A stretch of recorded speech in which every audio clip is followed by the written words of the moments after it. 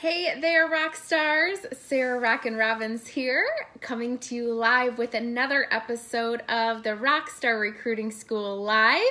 As we allow a chance for people to populate in, go ahead and shout out who you are, where you're tuning in from. Drop a number 1 in the comments below if it is your first time here. I would love to welcome you. And don't forget, you can share this on your team pages for a chance for a shout. Share for a shout. Because remember, the more you know, the greater you'll grow. So the more that your rock stars can watch on the team today. Who am I? I am the author of the best-selling book, Rock Your Network Marketing Business. If you've read the book and loved it, go ahead and share your feedback below.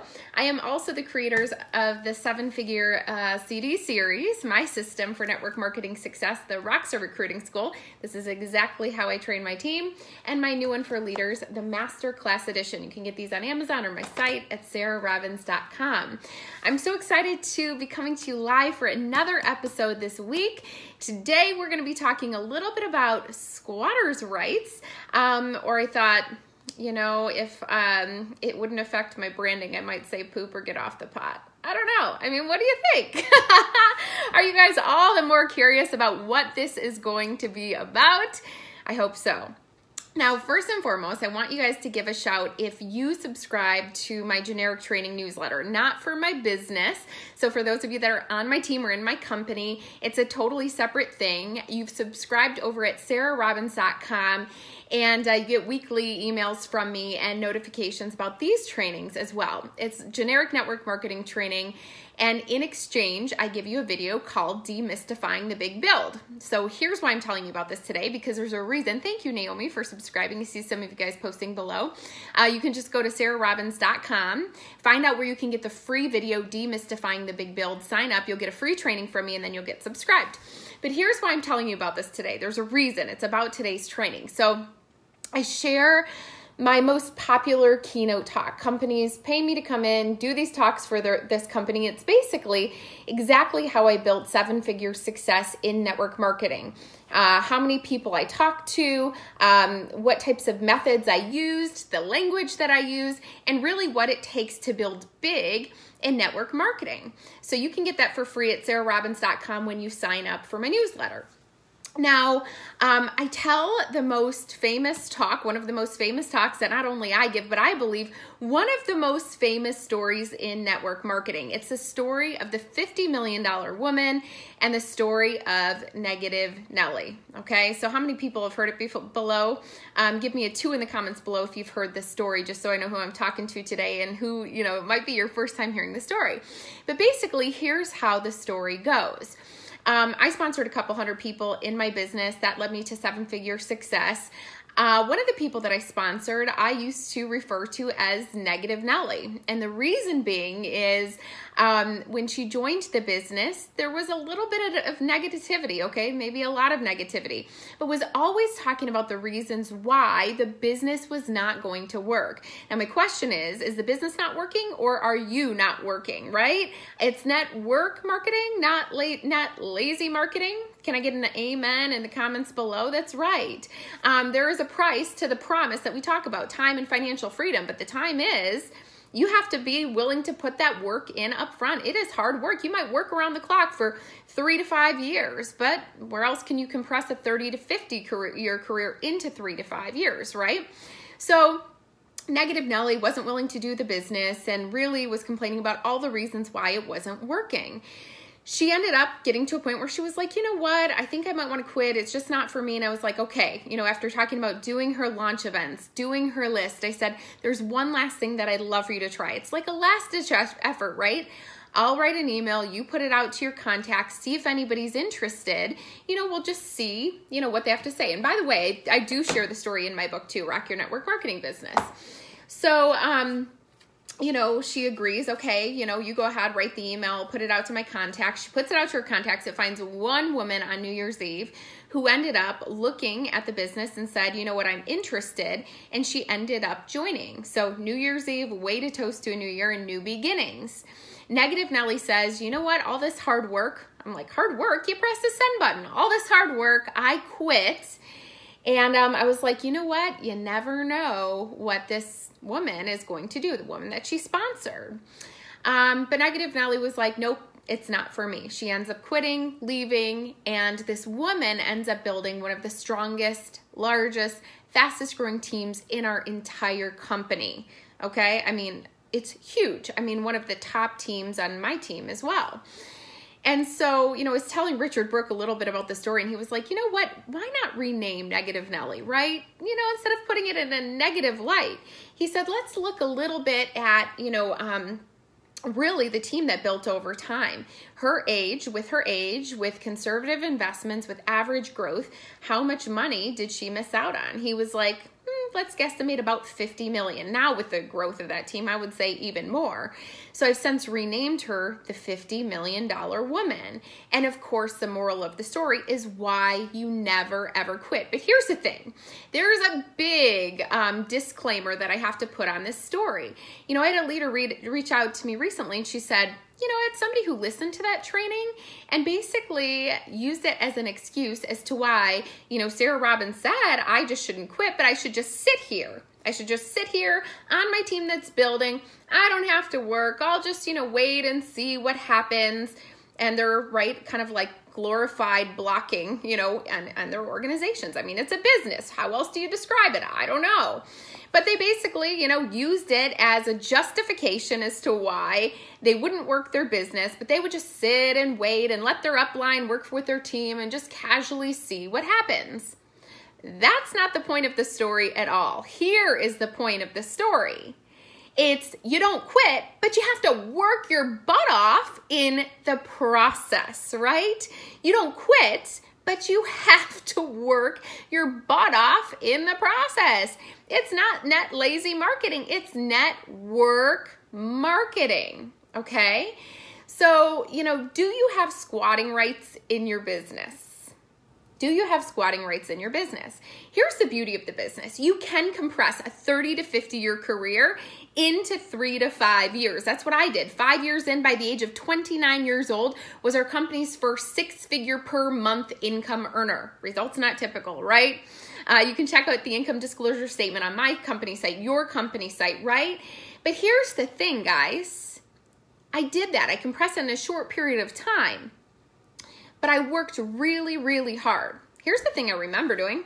I remember going to every single trade show. I set up tables at art fairs and school fairs and church fairs, and I did the women's events, and I went to networking groups alone. I talk about that in my book, how I sweat it out every single pore in my body. I am shy by nature, but I literally pushed myself to get out of my comfort zone. I did events in people's home. I mean, I remember going to this house literally that, no offense, I mean, I love animals. I have animals myself, but unfortunately it wasn't very cleanly. So there was like animal fur all over the couches. And I remember getting up and it looked like I was wearing fur pants. I have eaten more cheese and crackers than anybody probably ever in their lifetime at these events, so much that I could be constipated, right? I mean, that's why we're going to call it get off the pot, get off the what do they say? Get off the pot or poop or whatever. Oh, poop or get off the pot. That's it. Okay. See, I mean, literally, I'm not graceful here, but I literally worked my butt off. I mean, I worked my butt off to get to where I was. Yes, I have stallions on my team. Yes, I have people that outpace me. Yes, I have some of the most dynamic leaders in the entire company on my team. But here's the thing. I believe in matching efforts. I believe in leading by example. Could you imagine I just, sponsor these rock stars and I just sit back and wait? Are you leading with excellence in your team? The beauty of the business is, yes, you can compress 30 to 50 years into 3 to 5. Now today, I don't have to do the things that I did up front. I'm not eating a bunch of cheese and crackers. I don't have to go and do the events every night that I used to do. I remember there was a month that I was on airplanes, launching people here, there, and everywhere. And now I truly do live the promise of the business, the time and financial freedom, building the business around my son's sleep schedule, nap times and bedtime. But I worked really hard. I made a lot of sacrifice to get to where I am today. But again, where else could I compress 30 to 50 years into 3 to 5? Was it easy? No. Was it worth it? You bet. Now I can live more. I can give more. I can love my life even more. But here's the thing. I didn't just retire. People ask me all the time, by the way, they say, why don't you just retire? Because I look and I say, what is my purpose? What is my why? It really, for me, is now about legacy, leading people to the places that they've been longing to go. There's so many more people that I can raise up in this business. And as a byproduct of the business being successful, there's so many more people's lives that I can pour into. My husband, Phil, and I, we open up orphanages and schools for children overseas. And the more money I make, the more generous I can be. And now we can live more, we can give more, we can love our lives more. And here's the thing, we don't just give, we go. This business affords us the opportunity, not just with money, but with time, to go visit all of our sons and daughters all around the world. So for me, why do I keep doing what I do? Because of the legacy. But also too, this is my name. This is my culture. This is my business. And I look and I think, I want to be a person of excellence. I don't want to be despised. I don't want to be resented by my upline or my downline for somebody who just sits and squats. I want to be known as a leader of excellence for my team. So while my activity looks a little different and I don't have to do all those things that I did in the beginning, but trust me when I say I did them in the beginning. I literally share with you every single way that I found hundreds of people in my book. What I said, what I did, and you will read, it was not, this is an easy read, but it was hard work. But now today, I've developed exceptional systems, weekly team training, virtual events, and I have an open calendar 4 days at least out of the week for my personal team to plug in for income producing activity. That's their 3-way calls, their closing calls, and me being available now. Now I don't have to do my own events, but for their events, okay? So while the activity level changes, my commitment and my excellence does not change. So my question is are you leading by example? And are you leading with excellence for your team? Here's a few questions I want to ask you this, okay? When we think about, big brands and, they're very concerned about the reviews that people get and, customer service and satisfaction. And what would our customers say? Your customers, yes, are your customers in your business, but guess what? They're also your consultants. My question is for you, what would your consultants say, the people that you've sponsored? What would people say about you, the people that have left, and maybe why they left? Could it be, Sarah Robbins, she was a great sponsor and it was a great company, but it just wasn't my time? Or I didn't receive any support. What would they say? What would your team say, your downline say about the systems and support that they feel, the culture that's created on your team? What would your upline say? The level of excellence that you're providing. Are they supporting your people or are you supporting your people? What would your company say if they really got to know you? You to ask yourself, what would people say about me, about my customer service, the culture that I create for my team, the environment that you create for them to grow? Another question. This is just a real question, a real life question. Are you getting paid on the entirety of your team? If you're not getting paid up to the very top leadership level, like every single penny, then you're leaving money on the table. I don't care if you're leaving a penny on the table or if you're leaving $100,000 on the table. If you are not getting paid on the entirety of your team, number one, why would you leave money on the table? Number two, that means you need to get back to work. You are not done working yet. If we live in an environment where we have no glass ceiling, why would you limit yourself? Again, okay, well, Sarah Robbins said, I've got this massive team and I'm sitting here and I recruited one rock star, but I'm not going to build more leaders and I'm not going to build more, depth, and I'm not going to build more width, and I'm not going to, build to that ultimate leadership title where I'm actually going to get paid on it. Then what are you doing this for? I just got to ask, right? That's the truth. If you're not getting paid on the entirety of your team, no, you don't have permission to stop. You keep going. You work your butt off until you're able to maximize your commission check and leverage what your company is putting on the table for you. Are you providing adequate support? You know, throwing out prizes, guys, and I'm not trying to yell at anybody. Sorry if it seems I'm yelling. I mean, this is just something I'm passionate about. Throwing out prizes to your team, man, if you're sitting here and you're not leading by example, throwing out prizes, it's meaningless. I mean, that just almost irks me when I see like this person who's doing nothing, but I'm just going to throw out a prize or an incentive to fish for my people, to get them working harder for me, but I'm not doing any work at all. Eek. Eek. Think about it. It would be like the analogy of a lazy boss who keeps throwing you incentives to run, but they sit back and they watch you work. I mean, think about that. How does that feel? No, the way you show up for your team. I think incentives are great. I put them out to my team. But the thing that I put them out for, let's say it's recruiting or whatever, the only thing I incentivize is the work that I'm doing. I lead by example. So I believe in incentives. I believe in all those things. I think they're super fun and it creates a cool culture. But I don't do anything. I don't train my team to do anything or incentivize my team to do anything that they are unwilling to do. Show up. We do the work. We lead by example. The best thing you can do for your team is lead by example. You set the pace, right? All right. Are you providing the adequate support? It's not just about throwing prizes. It's about leading by example and also being available for their income producing activity. Are you available for their calls, their closing calls, and their events?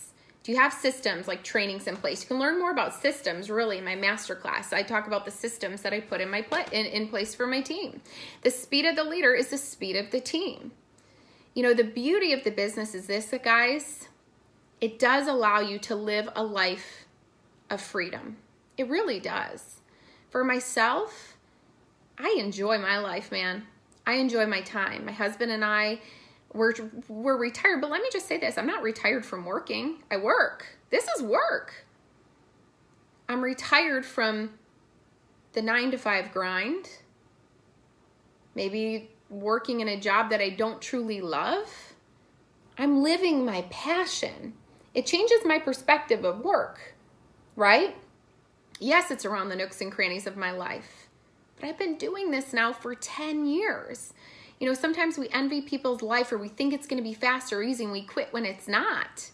I love what Biz Stone, co-founder of Twitter, says. He says, timing, perseverance, 10 years of trying makes you look like an overnight success. You know, I was willing to pay the price for the promise. So as you subscribe today to my newsletter over at sarahrobbins.com, I want you to watch Demystifying the Big Build, but really, really watch it. It comes free to your inbox when you subscribe. You're going to hear all the ways that I recruited a couple hundred people, and it didn't happen overnight. You're going to hear where I found them and what I said. And when you hear that story of Negative Nelly, I want you to hear it in a different light. It doesn't mean that I'm going to sit and squat.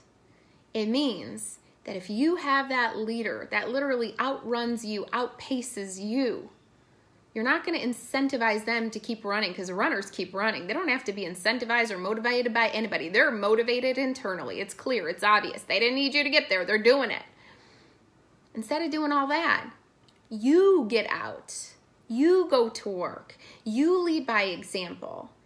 And you will be respected and admired for the leader that you are, the support that you provide, but also the excellence that you lead with as well. Can I get a good amen today? I know this may have been a tough talk for some people to hear, but man, when it came across my desk that, man, it could be used as just, you know, an excuse. The story can be used as an excuse. I was like, that is not the meaning of the story at all. If you're not getting paid on it, you're not done working. And if you are getting paid on it, you have a choice. I can be done working. I could. And eventually, will there be a time in my life when I'm old and gray? I don't even know, though, actually. I really love what I do. But now I work hard, but that work is different. I'm able to make some different choices in my life. But I'd much rather be doing this than anything else any day. I'm truly living a life that I love, but I put in the hard work and sacrifice that it takes up front. All right, guys, a lot of people asking where to get my book. You can get it on Amazon, free Prime shipping if you've got Prime. Kindle version 2 If you want bulk copies for your team, go to sarahrobbins.com, and I give exceptional discounts for multiple copy orders. Otherwise, Amazon's the way to go for single copies. And I sell bundles where you can get the book for free and a discount on my CDs over at sarahrobbins.com as well. Guys, I want to just thank you so much for tuning in. I want to encourage you to be somebody who leads with excellence. And here's the thing I don't want you to do after today. Let me just leave you with this because I think it's important. It's easy to beat ourselves up after we hear something hard and be like, oh, that's just it. I'm just terrible and blah, blah, blah, and all these things. Guys, it doesn't matter what you did in the past. What matters is where you go from here. Decide, literally, to be a leader who leads with excellence. Decide to outpace your team. And by that, I don't mean anything negative. I mean, literally, the best example that you set for your team is the hard work and the stories that you can provide as an example. Hey guys, just did an event last week and here's what I found. Here's what I'm learning. This is what I'm doing. That's how you remain relevant when you're in the trenches with your team. So decide today what your culture looks like. Get out a list, write down, this is what I want my culture to look like. And you start writing that down. What does it look like? Get my CD on for leaders. What do I want my systems to look like? And then get back to work. Your story's not over, but you decide what the next chapter looks like. I love you guys so much. I'm losing my voice, so I got to roll. But I'm going to actually post this over on my blog today at sarahrobbins.com along with some more tips. You can click the share button if you think somebody on your team might like to learn from this or need to hear this. Hopefully it'll be a good source of encouragement, but also, too, maybe a good source of engagement, right? To keep people really looking and thinking about what excellence does look like. All right, guys, have a great day. God bless. Remember, get that free video at sarahrobbins.com called Demystifying the Big Build. Sign up, you'll get our newsletters, and we'll go from there. Goodbye for now. Rock on, rock stars.